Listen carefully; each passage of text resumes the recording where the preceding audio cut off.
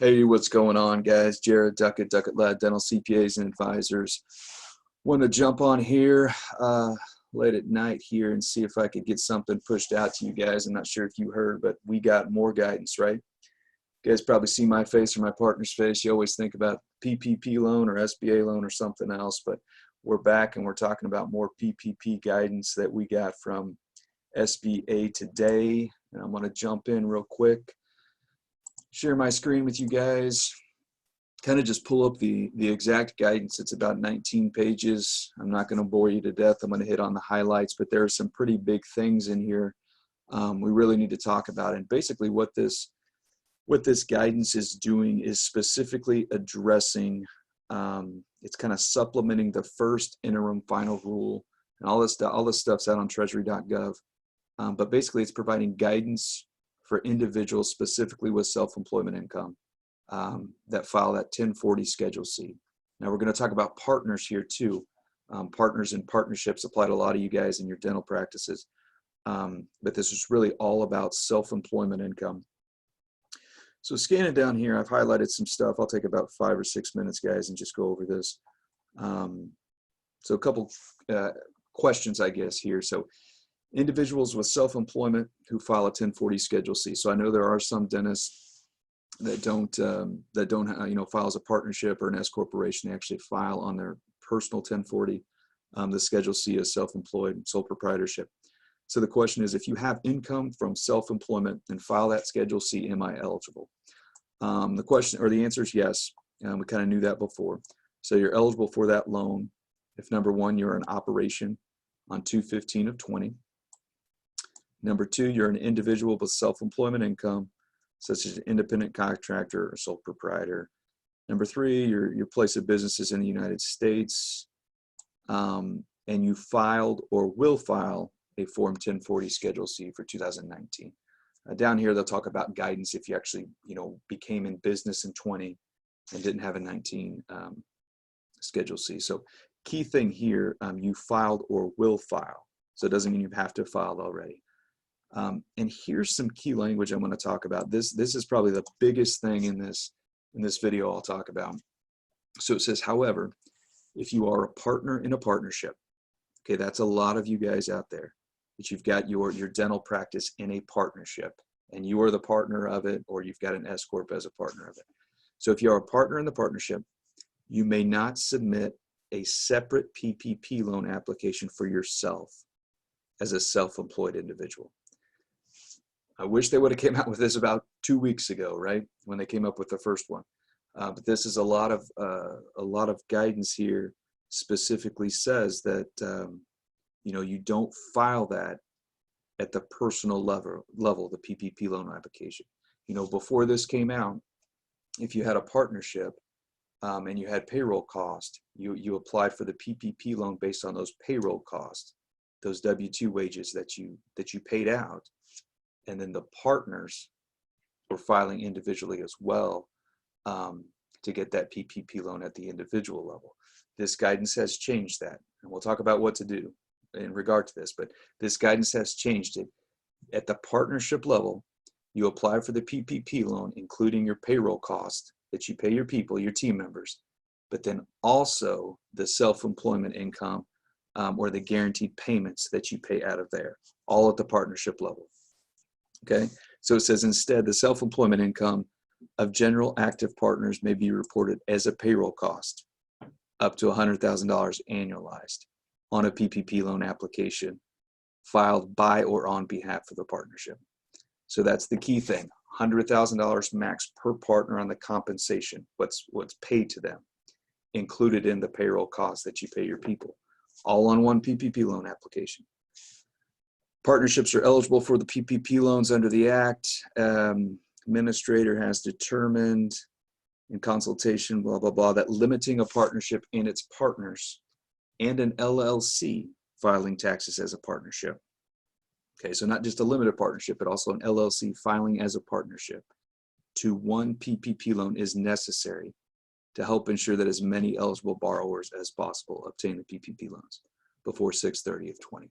So guys, that's probably the biggest thing. I'm going to keep going here, but that's probably the biggest thing in here is how partners are treated for payroll cost and how you do one PPP loan at the partnership level, including payroll cost as well as the guaranteed payments or the self-employment income up to $100,000 annualized per partner. Okay. Let's go a little further here. Again, I wish I would have came up with that a couple weeks ago. Would have been nice. So here, how do you calculate the maximum loan amount?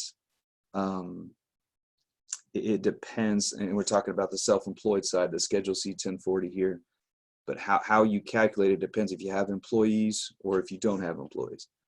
Most everybody here will have employees in their Schedule C, but just in case for some reason you don't, you basically find your 2019 Schedule C line 31. That's the profit, okay?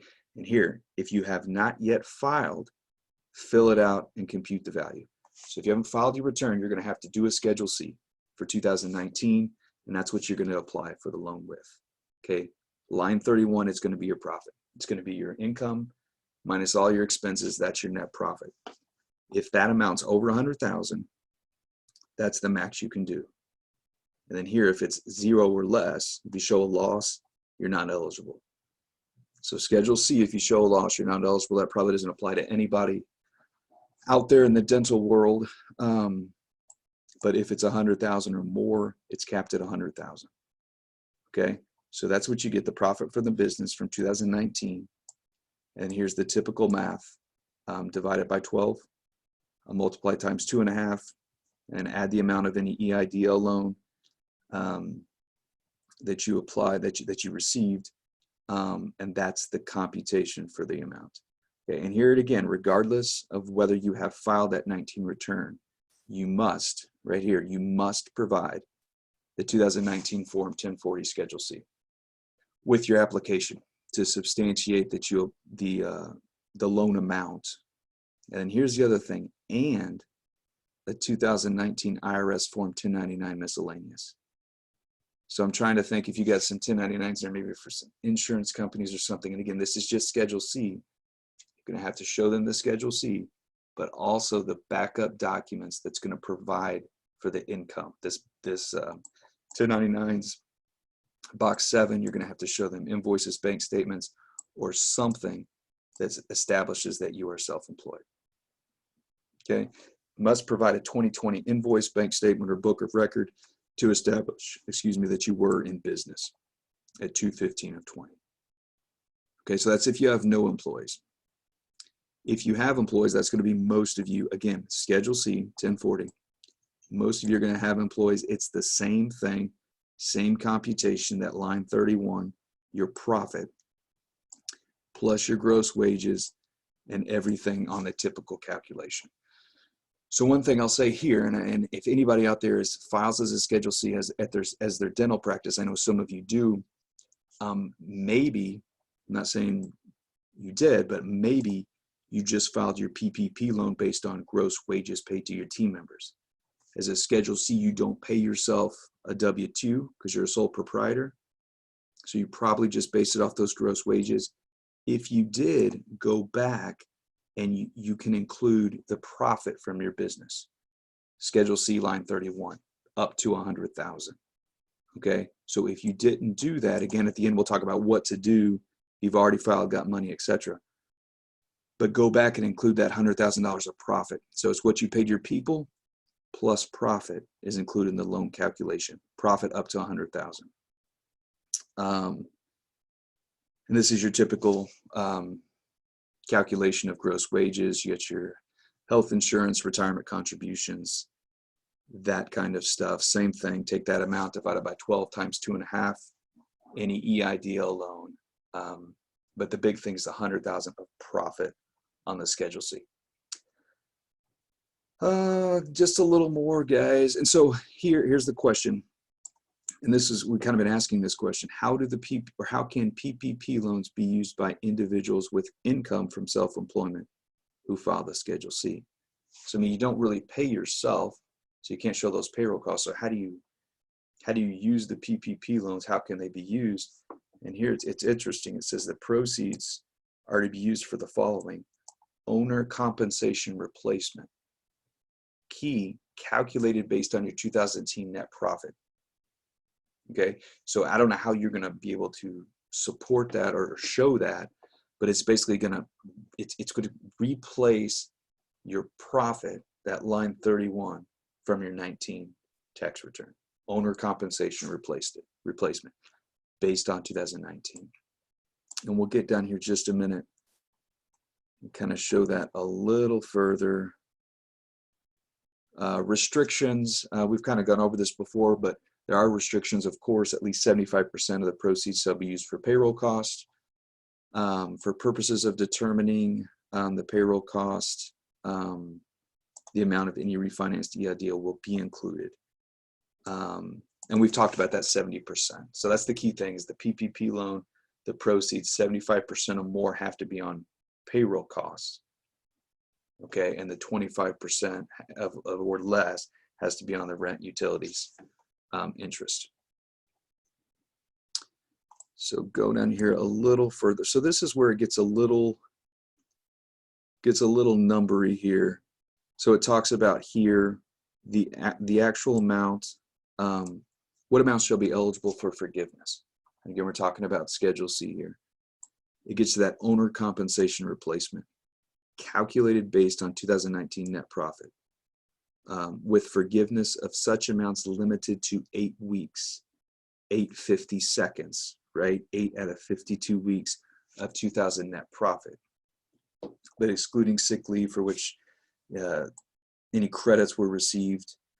So that's the key, and we'll get down here and talk about, one second, it talks about, so here it is again, has determined is appropriate to limit the loan forgiveness to a proportionate 8-week share of the 2019 profit as reflected in their Schedule C. So basically the amount of your loan is going to be automatically forgiven if you're Schedule C on 850 seconds of that 2019 profit. Apparently, it doesn't matter what you do or expect to do in 2020. It's just going to automatically say, okay, this was your profit from 19, 850 seconds of that is automatically forgiven, is our interpretation of this. Going just a little further, I'm sorry, I think I scrolled through it. So kind of the rationale, you might be saying, well, how does that work? The rationale behind it's right here. I didn't highlight it. It's basically because many self-employed individuals have few of the overhead expenses that qualify for forgiveness. Okay, now that probably doesn't apply to you, or I say probably, it doesn't really apply if your dental practice is on the Schedule C. But let's just say, for instance, if you think about it, you got 2.5 times payroll costs for your proceeds. But if you don't have any of the other expenses, the rent, utilities, and stuff, because you just don't have that overhead, then only 850 seconds of it is going to be forgiven. So you're probably going to be stuck with a little bit of a loan left over that you're going to have to repay, because you got 2.5 times, so that's what, let's say 10 weeks or something like that. But only 850 seconds is forgiven. It might be a little confusing. If so, reach out to me. But that's basically how that works. So I think that's it. Guys, I went through that pretty quick. But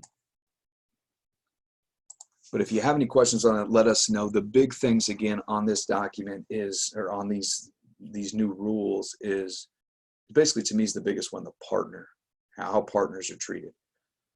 Before, our interpretation, everybody's interpretation was partners were not included in the computation of payroll costs, and they were to get it at the individual level. This is specific guidance that said that's not the case. Partners are included in that and payroll cost up to $100,000 max on the compensation piece, and you're not to get it at the individual level. So you guys are probably scratching your head and saying, well, Jared, I already applied.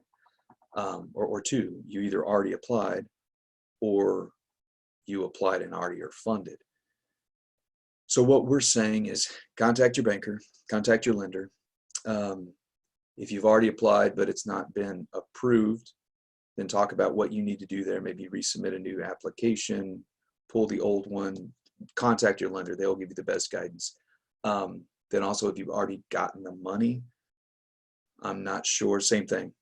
Talk to your lender about what you're supposed to do.